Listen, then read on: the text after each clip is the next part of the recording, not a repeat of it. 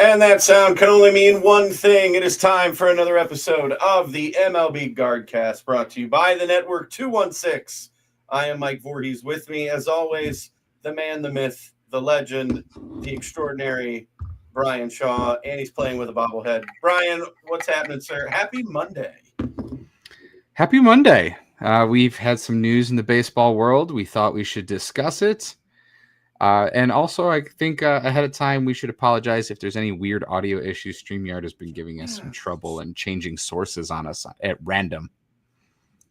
Changing settings just because it feels like it. And so, yeah, we were trying to go live at 7, and StreamYard had other ideas. So it's 7:15, a little bit late. Oh, well, things happen. Bryan, big news broke yesterday that Mr. Luis Ortiz and Mr. Emmanuel Clase are now headed to the principal's office. They are in big trouble. And Luis Ortiz has been arrested and cooperating. However, Emmanuel Clase is still at large. Yeah, the two of them have been indicted for basically rigging bets. I can read the list of charges, but it's just kind of a bunch of jargon.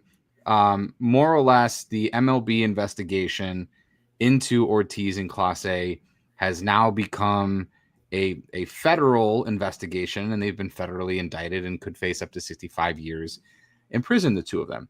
Now, I think we should add that this is independent of any decision by MLB. Both of them are claiming their innocence, of course. And why would they will you say you were guilty? Well, you would take a plea, but I think when you look at the indictment and what was done or what was alleged, MLB is going to ban them. I think the biggest one that I read in the indictment was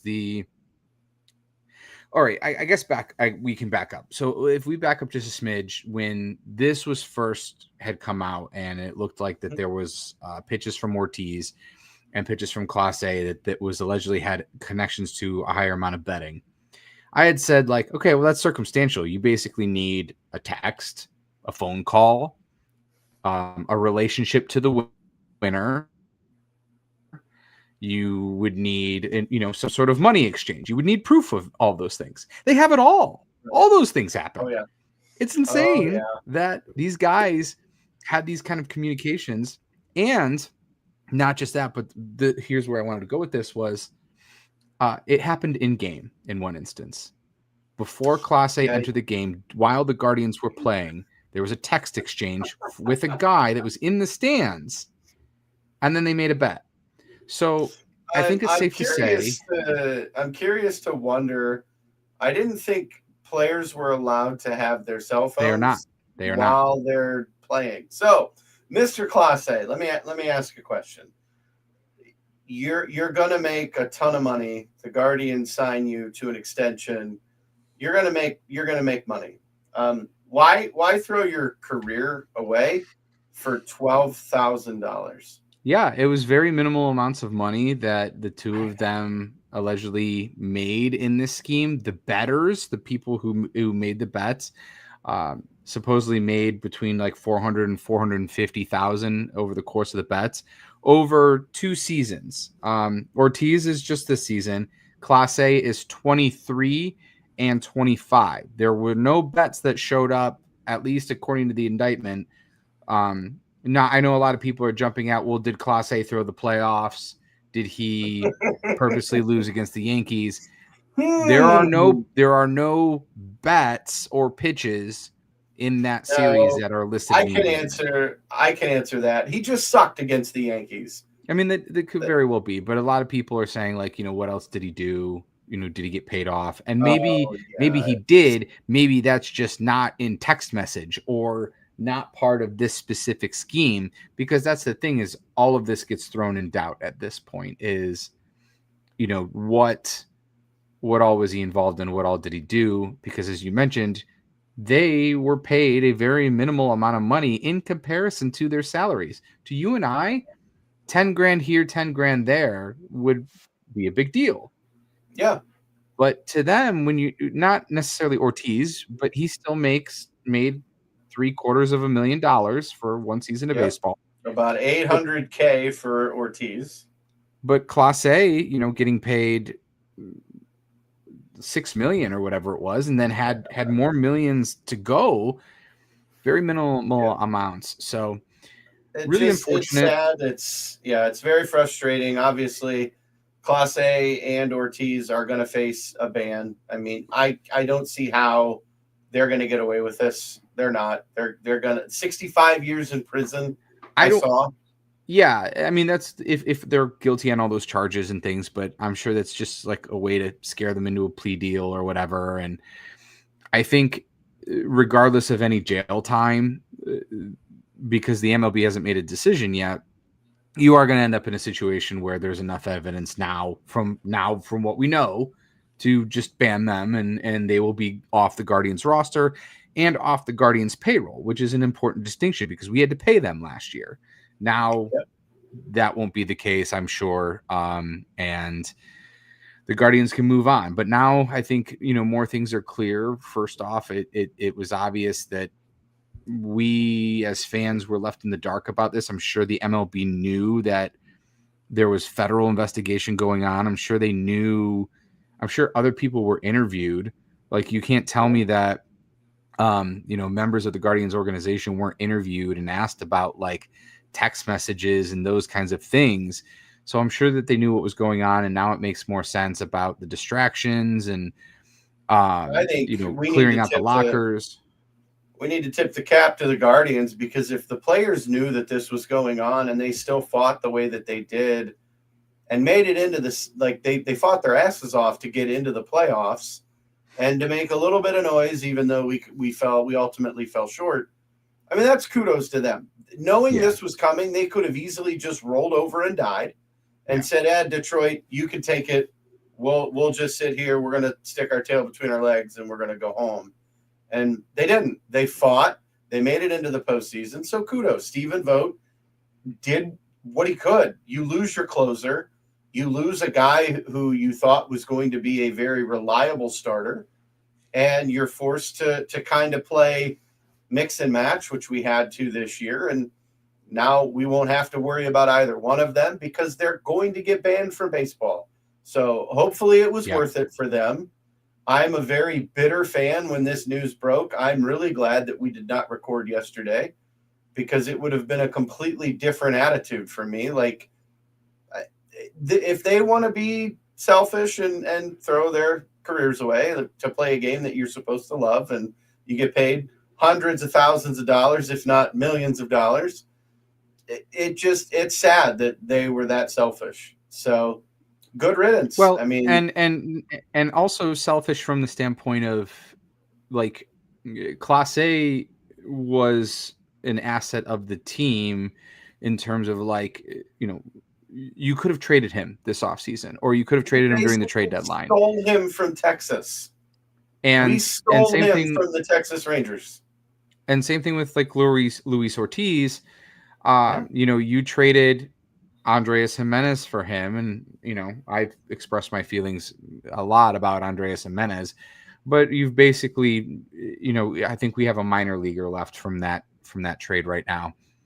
But there were other guys impacted. When Ortiz got suspended, they had to bring in another pitcher, and so Colby Allard got cut because of that. Mm-hmm. So there was other guys impacted, not just, in terms of what happened with the team and the distractions and all those things. So I guess on a lighter note, and we can, move on to that and put it. Actually, you know what? Let's do this. I was going to do this. Oh, live on air. Emmanuel Clase just broke his neck. Oh, that's awful. And in the trash it goes. Bye, Emmanuel Clase. Good riddance. I mean, I think that's a wonderful segue to we said goodbye to some Guardians. The team made some roster moves aside from Ortiz and Clase. We said goodbye to Colby Allard. You already had mentioned his name, but yet again, for like what seems like the 15th time this season, Colby Allard has been he chose free agency. He was taken off the 40-man roster, and he refused his outright assignment to AAA and said, "You know what? I'd rather test the free agent waters." Who else Yeah. is gone, Brian? Well, hang on. I should I was have going to looked say at I had the list.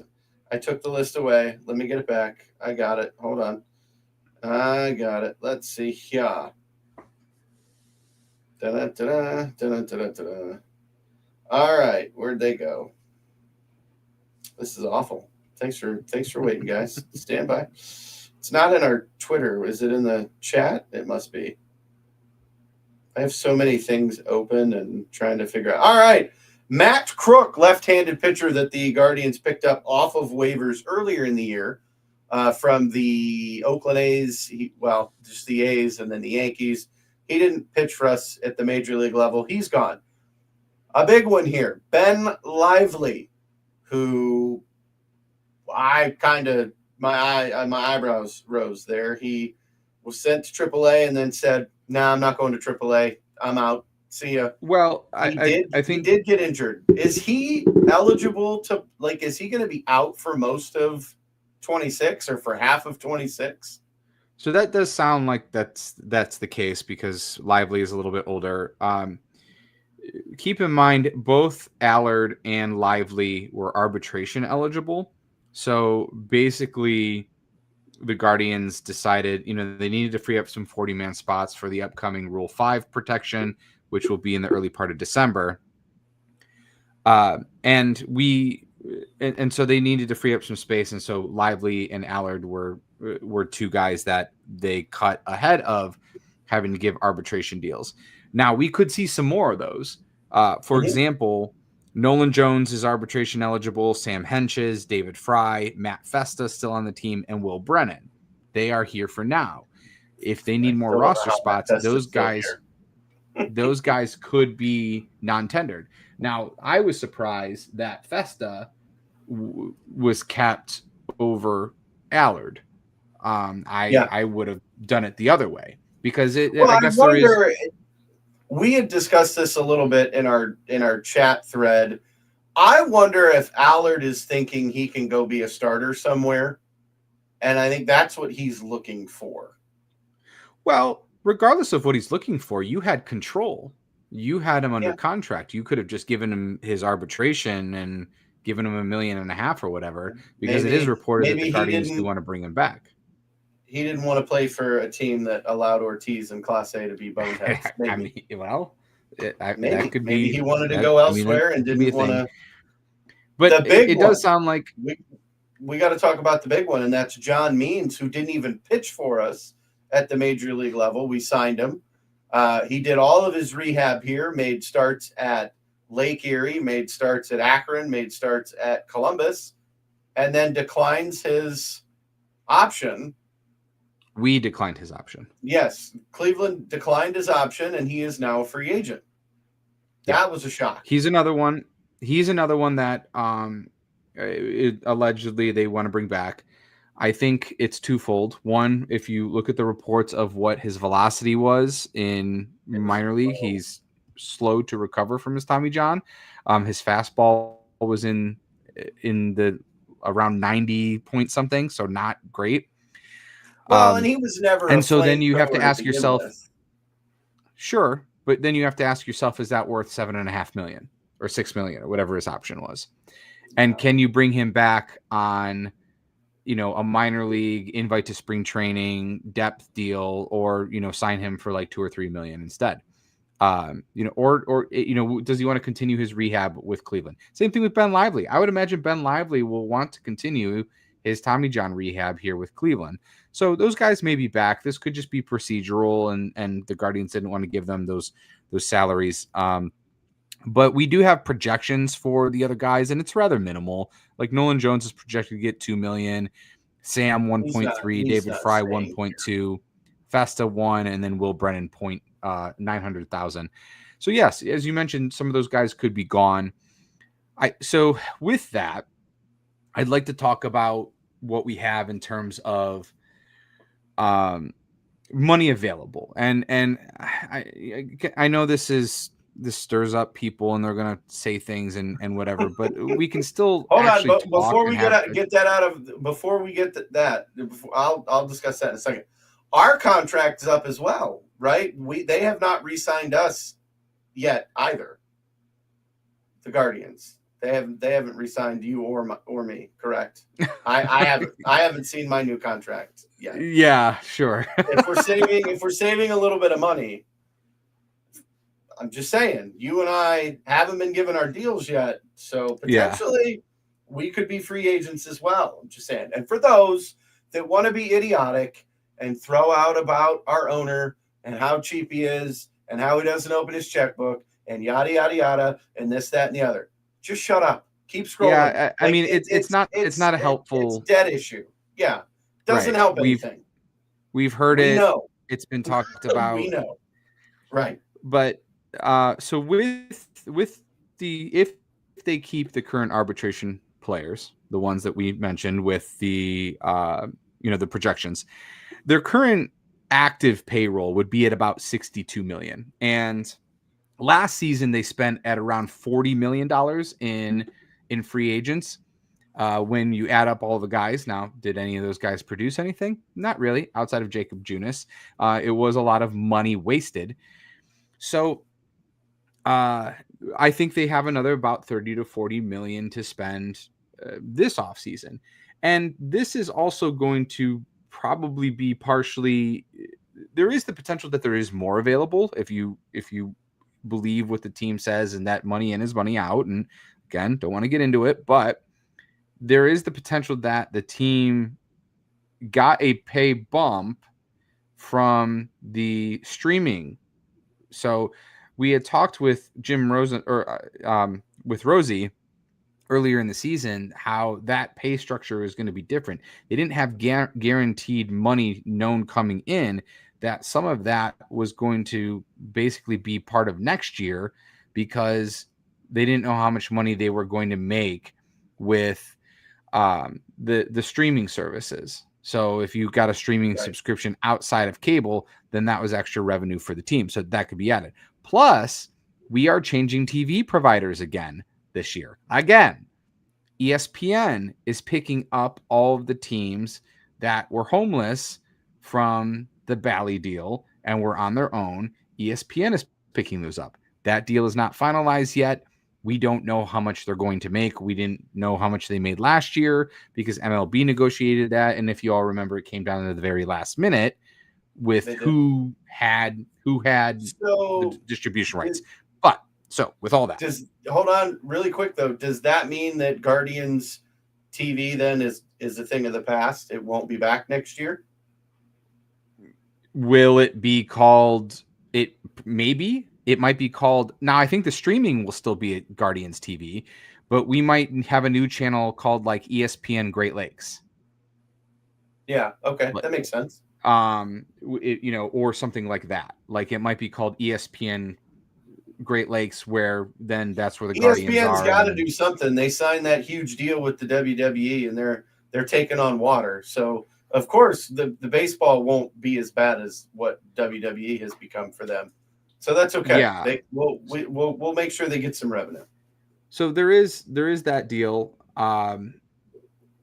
So I had, like I said, there is the potential for more, but we're going to work off of the thought that we have about 40 million to spend and free agents. So we had talked about some free agents at the end of the season. There was a few guys that we said that we had wanted and would have thought would be good. Unfortunately, some of those guys had gotten qualifying offers. And what a qualifying offer is it's basically kind of a way for it's a way for MLB to kind of keep competitive balance, where if you give this guy a qualifying offer, it's like it's almost like a franchise tag. It's the averages of those players of the salaries, and then that's what they would get paid if they stay with the team. But then if they go to a different team, that team that offered the qualifying offer would get a draft pick. So that was discussed with Shane Bieber. You know, if we had kept Shane Bieber and not traded him, he would get a qualifying offer, and we could get a draft pick. But the problem is that anybody who signs those players are also going to have to give up a draft pick. And so anybody who got a qualifying offer, Guardians are going to give up a third round pick because that's what it would be. And basically the one that applies to for the Guardians would be Trent Grisham. Yeah, that stung a little bit. So we got two people that have a couple questions here. Can we get a power bat? Well, that's where we're getting to. That's where we're getting to. Or a semi-power bat. Yeah, that's where we're getting to. A wiffle bat. Well, I mean, get something. We'll get there. Trent Grisham. That one stung a little bit because I thought he would be a pretty decent fit. I know a lot of people thought Kyle Schwarber. He got a qualifying offer as well. Did he not?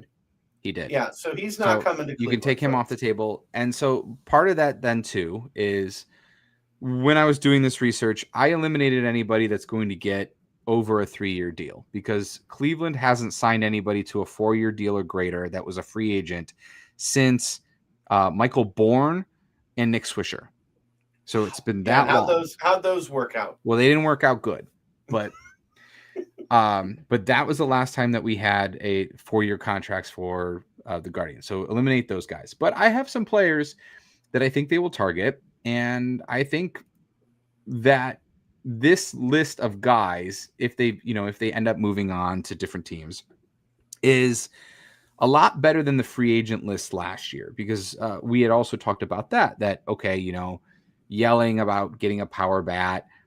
Edwin was a 3-year deal. Edwin was 3 years for $60 million, and then we traded him after 2. Yep. So he did this. Yeah, and wasn't quite worth $20 million after that. And then Josh Bell was a 2-year deal. Zanino Yonder Alonso was a 2-year deal. Bieber was a 1 with a 1 option, so on and so forth. So that's probably what they're looking at is a 1-1 or something like that, or a 2-year deal, one that they could also trade if they needed to, like Josh Bell. Right. So the list of guys that I had as probably in their price range, because they did give Carlos Santana $12 million, they did give Shane Bieber $15 million, so they're comfortable paying in that range. And this is in order of I guess expensive. Okay. So the top one that we mentioned last time. You're freezing a bit. You're freezing. We back? Just a tad. Yep, you're back. Go ahead. Start over. I think you keep freezing. Internet is a beautiful thing sometimes. Okay. There you are. You're back. How about now? We better? You're good. Okay. We can hear you now. Man, the suspense now because we had the pause. I know, right? There you go. So the first one in order of like I said, in order of expense was Luis Ariz, and we had talked about him. Now I don't know. I'd be interested to see if they actually go after anybody who's a left-handed hitter, because I think most of the guys that we should be looking at would be righties, and that's where we've really struggled. And I think there are some quality players that hits. Oh, Ariz would look really, really nice in this lineup. Hitting number 2. Oh, he would look really nice. Quan, Ariz, Jose Ramirez. Man, those top 3 would be really good. That'd be nice. I would take it. Yeah. The next one is Harrison Bader at $12 million. So he's projected to get about a 2 year. I've heard his name. He's gained some traction as of late to Cleveland, and I know he's known defensively. He's very good defensively. Not too high. I don't know his offensive stats. Well, he had a really good year last year. He had an 824 OPS. That would have been. Well, he can play center field. That's fine. Well, So, and that would be the thing is he would be basically your everyday center fielder. You got to hope that he builds off a career year and continues that and doesn't go back to how he was. Then also, if you look at some of his advanced metrics, they don't necessarily match that production. So there's a concern of, was it a lucky year like Nolan Jones in Colorado?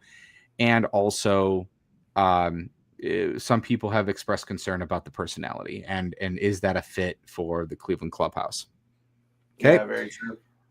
The next one on the list would be another lefty and kind of more of an everyday guy is Ryan O'Hearn. 12 million. I don't know. Again, when I hear these names, they're not. We need to protect Jose. So can O'Hearn be that guy? I don't think so. But does he sound like a player that the Guardians would sign? Sure. He's a lefty. Yeah. He's got some good pop. He's a DH mostly. 17 home runs last year, a 2.4 WAR, and did he play the field or was he mostly a DH? Well, I can give you his. I believe he played all around. DH. Okay. He had 71 games at first base, 20 games in right field, and then 50 games as a DH. Okay, so he kind of fits the same. He kind of fits the same mold as a Kefis or a Manzardo. Yeah. Jared's got a great point. But aren't those the players that we have to take a swing at and pray they keep it up? Yes. Basically. Yes. That's what we do as the Guardians now. We look for reclamation projects, I think. Well, Bader is not a reclamation project. No, but I've heard some things about Bader, like his demeanor and his attitude may not be a great fit for the Guardians clubhouse. Well, that's what I said. And so O'Hearn had an 800 OPS, and let's keep in mind, like, the two guys that we just mentioned had OPSs in the 800s. That would have been like second or third on the team. That's how bad this team was at hitting. So, but then, there's another, it's funny. I keep going into the lefties where I had mentioned that it was righties. I get Max Kepler is an option at $7 million. You are very unimpressed with this list. I don't like Max Kepler. I'm not a fan. And then he would be, but he'd be the guy. He'd be the kind of guy that the Guardians sign. That's the thing. Well, they allegedly they tried to sign him last year, right?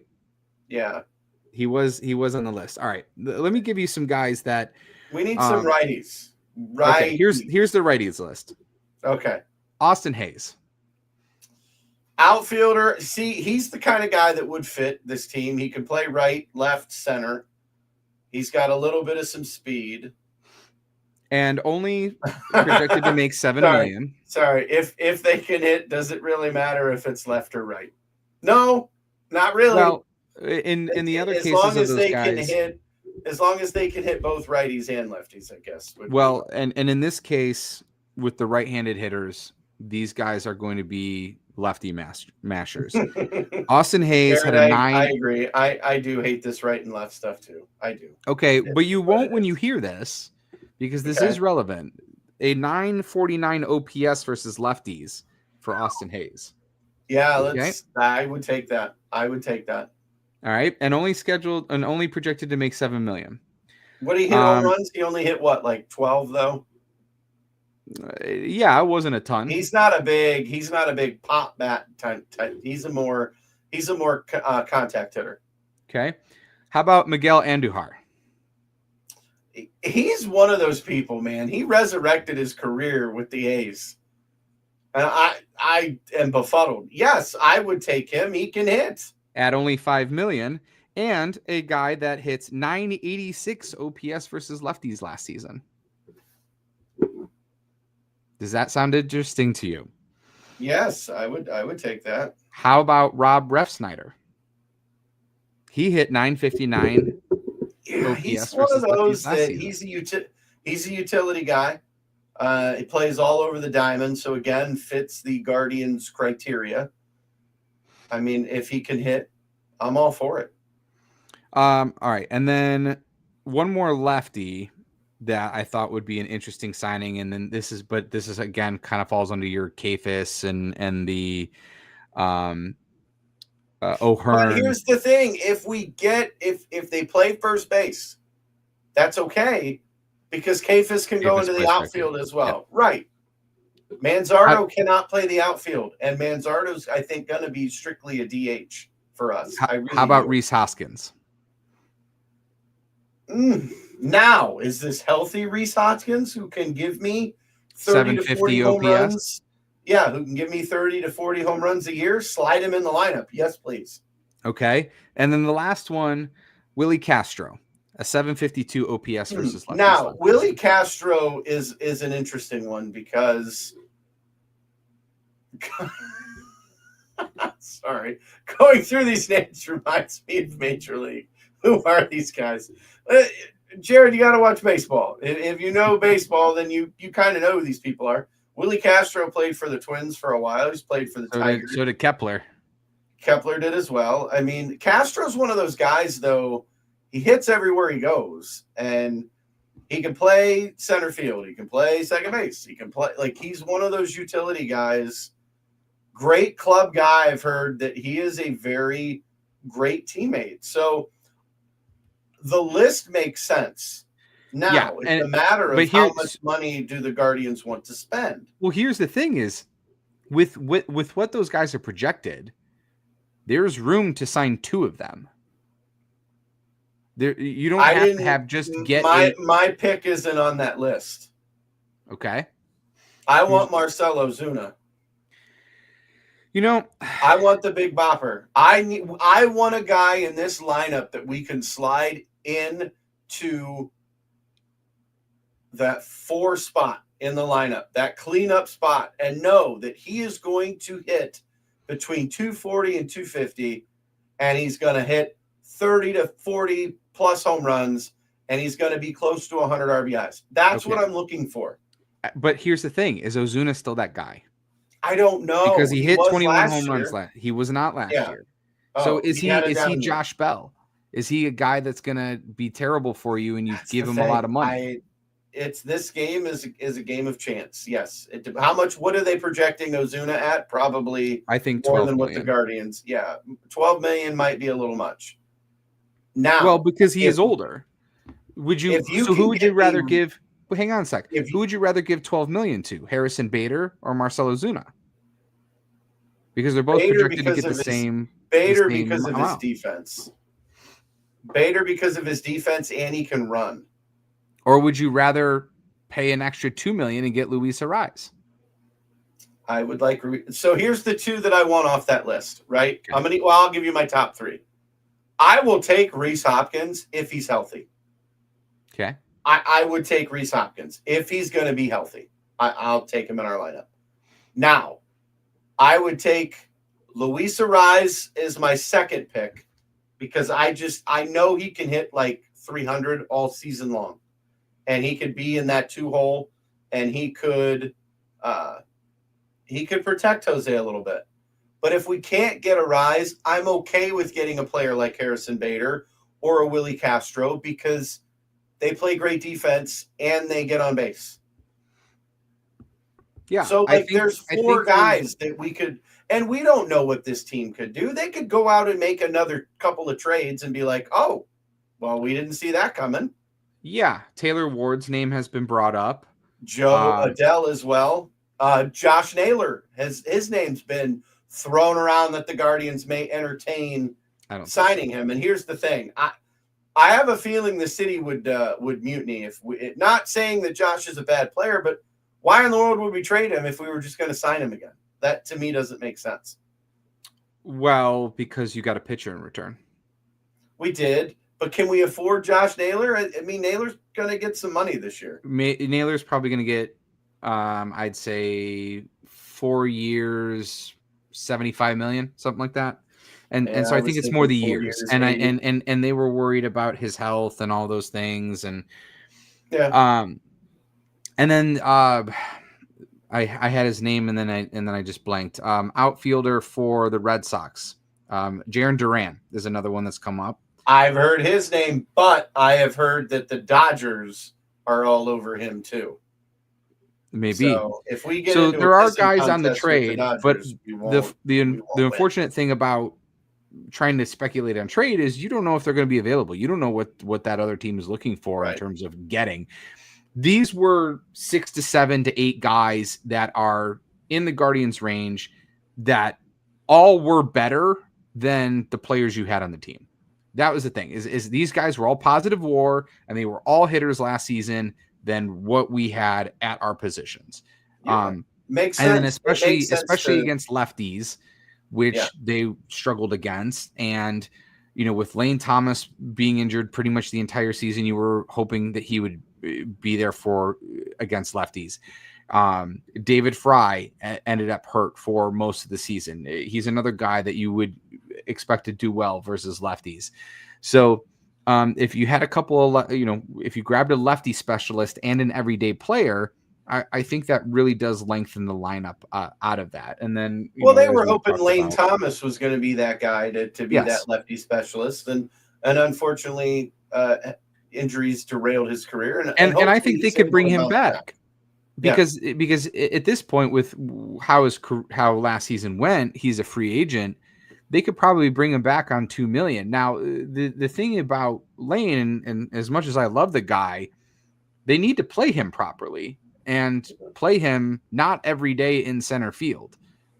Have him play in right field versus lefties, and watch him flourish. And I know Jared was talking about how he hates the righty lefty, switch hitting.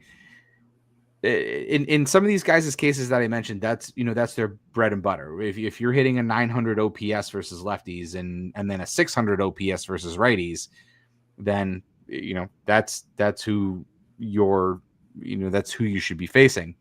But there's a couple of guys that are more everyday players, Hoskins, Bader, that you could play both sides. You could play them every day and not have to platoon them. So like I said, I think that there is room, given what we mentioned with what the salary is, with Clase A's salary gone, with not giving John Means his contract, because you do probably need some bullpen help as well.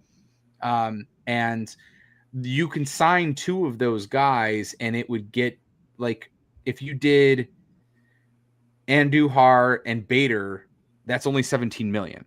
So you would still have like another 10, 20 million to then also get bullpen help. Right. Because you're going to need somebody. So that's not, that's not breaking the bank. Even on the Brian, I had a question. We're talking about releases, arbitration, free agents. There are some Japanese stars that are being posted they are available to leave the Japan league and come to the United States and play in the major leagues. There's some of those guys. Obviously, I know there's like a posting fee and there's like a lot of money that's involved when it comes to these Japanese players. Now, I know Murakami because I've played MLB The Show and I know what that guy's all about, and he can hit on the game really well. Not sure what he does in real life. I know last year he was injured and didn't play a lot, but I know that he's got a lot of power. Is he a guy that we could potentially shock the world and get? I mean, I think that'd be great. The Dodgers can only sign so many of these guys. Keep in mind, this also is part of your international signing bonus money, your pool. Mm-hmm. And remember that Toronto, that's the reason they took on Miles Straw, was because we gave them some of our extra international bonus pool money because they were trying to make a signing. So Sagano or whatever his name was, and they missed out on him. So and then they ended up missing out on him. So that's the only reason I would say maybe not, is because they've done really well in pulling guys, signing guys like that when they're young, because then, you can spread it out with the international bonus pool, and that's part of their team's development. The same reason why I don't think that they would give up a 3rd-round pick for anybody with a qualifying offer is because that's how they maintain building their roster. Now, you could say that they don't do anything great when it comes to hitting with those players. Hopefully that changes with some of the younger players that are coming up. And we're finally seeing, we're finally seeing DeLauder. We're finally seeing those guys come up. And keep in mind, Pizzana is going to be a part of that group and of the upcoming. But hopefully, that's the thing is and I've discussed this at length, is that it with all the guys that were currently on the team, if they had actually developed, if they had developed into hitters, if we weren't screaming about Gabriel Arias and how bad he's been, if Brian Rocchio was a bit better, if Andres Jimenez had continued to be the player that he was in 2022, we're not yelling about cheapness and they won't sign free agents. Their hitting development has been atrocious, and they need to figure that out. I guess one thing that we probably should have brought up too, but it got lost in all the shuffle, is we're a couple of coaches short right now too. We are. Craig Albernez, the bench coach for the Guardians, former bench coach, is now the manager of the Baltimore Orioles. And Kai Correa has left to join the New York Mets. Yes, and the speculation is that the Mets are going to fire their manager and he will become interim manager. So that is good news that, some of our guys are getting managerial roles. And Albernaz, we had interviewed prior to hiring Vogt, and then they were able to bring him in as the bench coach. So there's a couple of open positions, and we'll see what they do there. But I hope the Guardians took a really good internal look at themselves and look to figure out why their hitting development has struggled as much as it has. And this also applies to Stephen Kwan. This is his 2nd season now that it was below average in hitting. And you can't have that out of your leadoff hitter. He's got to be better. And so that's another reason why somebody like Luis Ariz would be good, because you could take some of the pressure off of Stephen Kwan and maybe put Ariz as your leadoff hitter, and then you could have Stephen Kwan hit second. Yeah, and then he's not struggling. So there are options. Harrison Bader could lead off if need be. I don't think he's let off a ton, but it's an option. Yeah. And like I said, I think of that list that we gave, there is room for 2 of them. If one is a lefty specialist, like if you went with Hayes and Ariz mostly playing infield, and then Hayes mostly right field or outfield as a lefty specialist, that would end up being about $21 million for this season, which then you still have 10 to 15 million more to get some bullpen help. So there's room there with not signing Means, Bieber being off the books, Clase now eventually going to be off the books. Santana's salary is not there. So even with the raises and the arbitration raises that some of these players are going to get, you had a lot of useless salary on the roster. And the same thing applied to the previous year. I'm blanking on his name at the moment, but we were paying, because of Josh Bell. Juan Segura? Yes, thank you. We were paying him a ton of money. Did not play. $14 million, and he didn't even play here. Yeah. When I was looking at some of these numbers this morning, I guess something to keep in mind is that the active roster for the team that was playing in the playoffs only equated to about 40 something million. So that's how much useless pay and money was being put out the door. So that's the other part of this, is that I wonder sometimes why Antonetti and Chernoff and the front office don't get as much of that grief or that frustration. It's just Dolan's cheap. Okay, well, but when you do spend, you've wasted that money. When you have spent on players, you have wasted that money. Um, Right. the best players that have performed for you have been guys on like minor league deals that then make the team, or guys with at 4 million. Um, like Austin Jackson, had an incredible year, and I think he was a minor league invite. You strike lightning in a bottle. We mentioned Ben Lively, like he was signed for the minimum initially, coming out of Korea or wherever he had played for a little while. So that's where they've done their best. And I'm not saying that they shouldn't spend on these guys and they shouldn't do more here, but the point is that if you used 15 million on Bieber or 12 million or whatever it was, you used 12 million on Santana, 8 million on Seawald. That's that's a lot of money of guys that barely contributed for you. Right, exactly. Seawald's a free agent anyway. The Tigers declined his option, and Yes, no surprise. he's a free agent as well. Not that the Yeah, Guardians are going to sign him again, but but I I would mean, like to see them bring back Junis. I He had a think very solid Judas season. would be a good resign. Let's see. I mean, it is what it is. But we've covered the main things. Clase and Ortiz, they're done. I just boneheaded moves. We've talked about the guys that are no longer with the Guardians. We've got arbitration. We talked about our free agents, and who knows? A lot could happen between now and our next episode.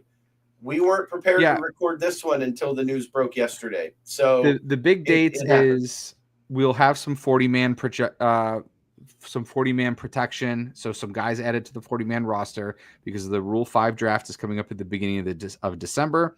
That's also when the winter meetings are.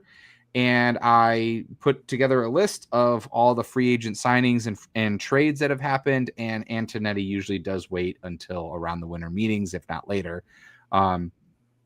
For example, Edwin was pretty late in free agency. Mm-hmm. I think he was in February.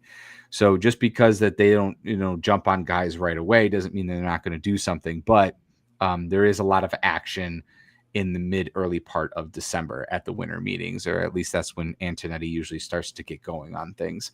So we probably have a few weeks before there is any movement, even though free agency is open. And also, I think something to keep in mind is how players and teams are going to operate with the more likelihood that we are going to have a lockout in 2027, at least for part of the season. Yeah. I'm of the belief that would Kyle Schwarber sign a 1-year deal knowing that there's probably more earning potential after the lockout, after the new collective bargaining agreement? Because the players union is probably going to negotiate something that is going to get these players more money, because there's going to be a give and take. So would Schwarber, or would some of these other guys that we've talked about that are 4 or 5 year projected contracts, would they hold out temporarily to make more money on the back end, or are they just going to get such a huge contract that it doesn't matter? Yeah. We had Brian asked, or not Brian, Jared asked, do you think some youngsters starting the beginning of the year, DeLauder, Banana, LOL? Bazana, I assume is who he meant, not Banana, but I get it. I get what he's saying. DeLauder, I think so. I think it's going to depend on if they have a pretty solid spring. I think we know that DeLauder's probably going to be here, and I think if Travis can stay healthy, I think he's your starting second baseman. He I wasn't the number one think draft pick for nothing. I think they'll wait 2 months on Bazana. I think we'll have somebody else starting at second base, at least temporarily. But don't forget George Valera. I think he's another one that will start with the team. So yeah, there will be guys. Yeah, and Jared, I think to your next question, are they happy with the starting rotation? I think so. I think that's part of why they declined John Means' option. You had 6 guys that were really strong for you at the end of last season. You had a 6-man rotation, and hopefully those guys continue to build on that. Plus, you have Cal Steven, who you did get for Shane Bieber. Is it Cal or is it Kale? I think it's Cal. Perfect. The flamethrower. that we got for Bieber. Yes. Yes. He may I be think here he soon. would be another one that would be part of the rotation at some point during the season, maybe not right away. But yeah, I think the 6-man rotation that you had at the end of the season allowed them to decline John Means' option, because that ended up being why you made the September push that you did. Without those guys having such strong outings throughout September, you're not making that huge push. Another great question: who's the ace to start this season? Oh, Mike, I missed that. Mike, do you Last have who's the ace? Who's the ace in your opinion? Okay, well, he wasn't our ace. He wasn't the guy I thought was going to be our ace. It's not Tanner Bybee, folks. It is the big rig. It is Gavin Williams. He has proven himself. Had some amazing starts down the stretch, and I think that Gavin, Big Rig Williams, is your number one. I think Bybee slides in at number 2. I think Messick could be your 3. Who am I missing? Logan Allen? Logan Allen's my 5.